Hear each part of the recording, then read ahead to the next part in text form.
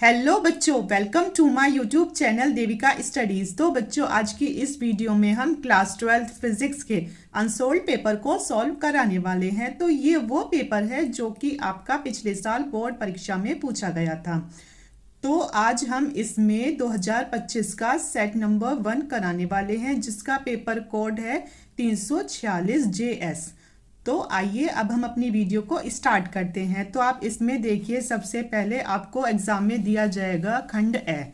इसमें आपसे 6 MCQ पूछे जाते हैं और अगर आपने ये सही कर दिए तो आपके पूरे 6 नंबर फिक्स हो जाते हैं, इन्हें कोई नहीं काट सकता।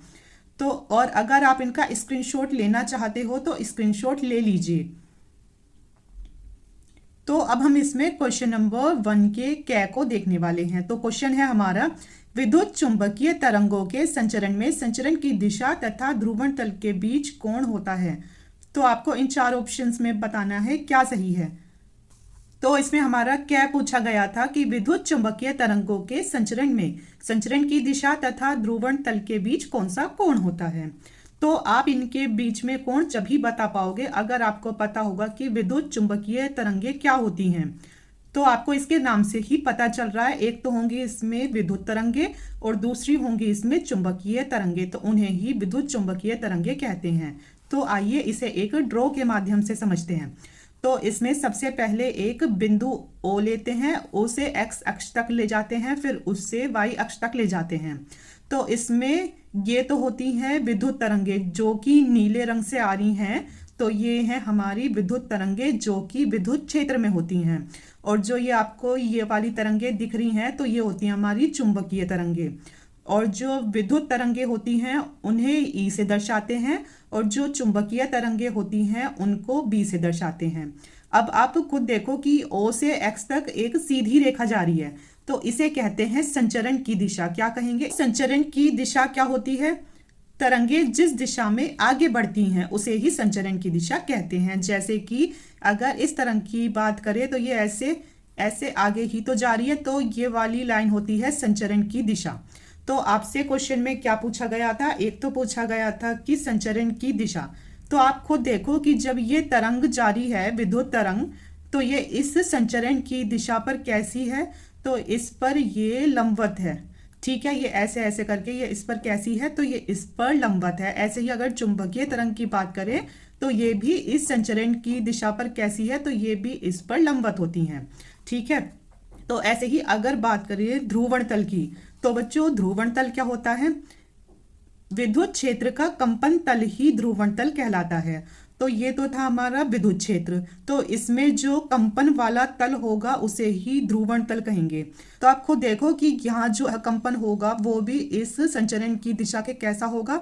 तो वो भी इसके लंबवत ही होगा। तो इसके और इसके बीच में आपसे पूछा है कि इनके बीच में कौन सा कोण बन रहा है। तो इन दोनों के बीच में कोण बन रहा है हमारा लंबवत। कैसा बन रहा है? लंबवत, जो कि होता है 90 डिग्री का कोण।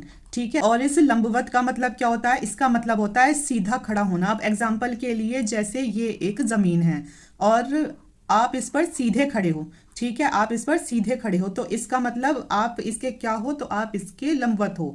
और या ऐसे कह सकते हैं कि आप इस जमीन से 90 डिग्री का कोण बना रहे हो। तो कुल मिलाकर ये बात है कि जो इसमें संचरण की दिशा है और ध्रुवण तल, इनके बीच का कोण कितना है? तो इनके बीच का कोण है 90 डिग्री। तो इसका आंसर क्या होगा? तो इसका आंसर होगा 90 डिग्री। अब अगला क्वेश्चन पूछा गया था कि जब M1 तथा M2 द्रव्यमान के दो नाभिक परस्पर संलयित होकर M द्रव्यमान का नाभिक बनाते हैं तो ऊर्जा का उत्सर्जन होता है, मतलब उसमें ऊर्जा भी खर्च होती है। तो जब M1 और M2 द्रव्यमान के दो नाभिक, ये है हमारा M1 द्रव्यमान का नाभिक और ये है हमारा M2 द्रव्यमान का नाभिक, तो ये आपस में कैसे हो रहे हैं? तो ये आपस में संलयित हो रहे हैं, मतलब ये जुड़ रहे हैं।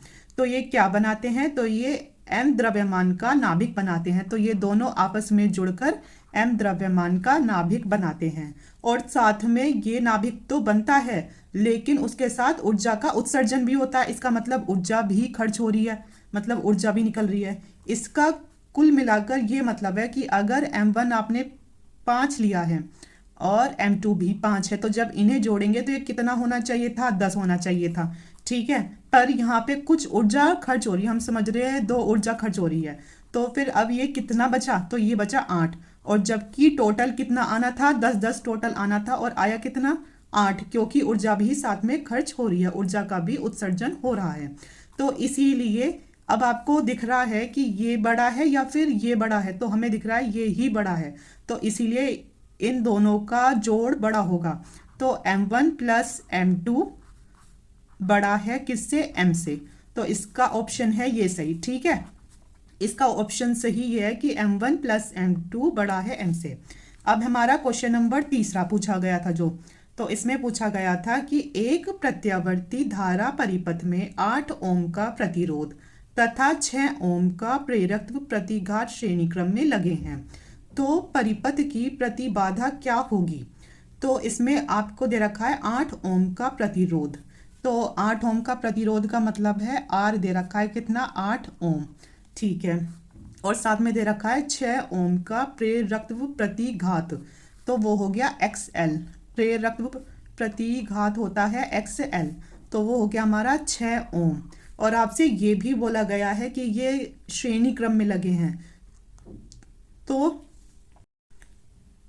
जब भी ये दोनों श्रेणी क्रम में लगे हों, तो जब भी ये दोनों कैसे क्रम में हो, तो ये दोनों श्रेणी क्रम में हो, तो इसमें सूत्र होता है Z बराबर under root R square plus XL का स्क्वायर।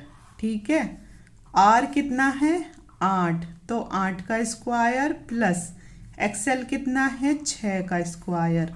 तो जब अगर 8 का स्क्वायर करते हैं तो कितना आता है, 8 8 64, और इसका होगा 6 6 36, और जब इन्हें आपस में जोड़ेंगे तो आ जाएगा हमारा 100 अंडरवुड में। ठीक है, Z बराबर तो ये आ जाता है हमारा 100, और जब इसे खोला जाए तो ये आएगा 10 गुना 10, इसका मतलब कि 10 का पेयर बाहर आ जाएगा, तो इसका आंसर होगा 10 ओम। आपसे एग्जाम में ऐसे पूछा जा सकता है कि परिपथ की प्रतिबाधा क्या होगी, तो उसका सूत्र आपको इसका अगर पता होगा तो आपका 1 नंबर कहीं नहीं गया, तो इसका आंसर है 10 ओम। अब अगला क्वेश्चन पूछा गया था कि निर्वात की विद्युतशीलता का मात्रक क्या है, तो आपसे एप्साइनल नोट का मात्रक पूछा गया था, तो इसको निकालने के लिए आपको पता होना चाहिए F बराबर 1/4 pi epsilon naught into Q1 into Q2 upon R square के। अब इसमें से एप्साइनल नोट तो इधर ले आओ और F ले आओ इधर, तो हो जाएगा एप्साइनल नोट बराबर 1/4 पाई F into Q1 Q2 upon R square के। तो जो ये 1/4 पाई होता है इसका तो कोई भी मात्रक नहीं होता। ठीक है, तो एप्साइनल नोट बराबर होगा, तो ये हमारा Q1 और Q2 मतलब कि ये है आवेश, आवेश का मात्रक होता है कुलाम, तो ये हो जाएगा हमारा कुलाम का स्क्वायर, क्योंकि ये कितने कुलाम है 1 और 2, तो इसलिए इसका स्क्वायर होएगा। और क्या है F मतलब बल है, तो इसका मात्रक होता है न्यूटन बल का, और R होता है दूरी, तो इसका मतलब ये हमारा मीटर, तो ये हो गया मीटर का स्क्वायर, तो इसका आंसर होगा कुलाम स्क्वायर प्रति न्यूटन मीटर स्क्वायर।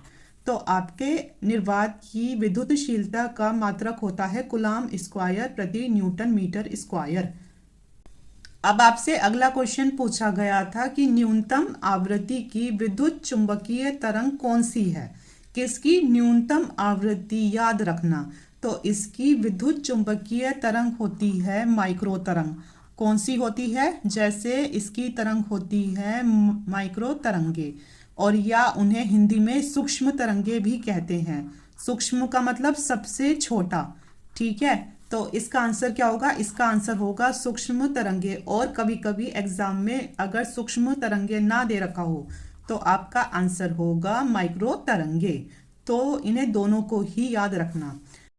अब अगला क्वेश्चन है कि अनुचुंबकीय पदार्थ की चुंबकीय प्रवृत्ति मतलब काई परम ताप T के साथ किस प्रकार बदलती है, तो ये इसके व्युत्क्रमानुपाती होती है, मतलब काई व्युत्क्रमानुपाती होगा T के। ठीक है, काई व्युत्क्रमानुपाती है T के, और जब ये T ऊपर जाएगा तो इसे हम ऐसे भी लिख सकते हैं, काई बराबर T ऊपर जाने पर क्या होगा, इन्वर्स होगा, तो इसका आंसर होगा ये कि ये एक दूसरे के व्युत्क्रमानुपाती होती है। तो इसका आंसर है ये, काई व्युत्क्रमानुपाती है टी के। ठीक है, तो ये इसका आंसर है। तो बच्चों ये थे इसके 6 MCQ क्वेश्चन और आज की वीडियो में इतना ही। ये था आज पार्ट नंबर 1। और अगर आपको वीडियो पसंद आई हो तो कमेंट में ज़रूर बताना और वीडियो को लाइक, शेयर और कमेंट ज़रूर करना। Thank you so much.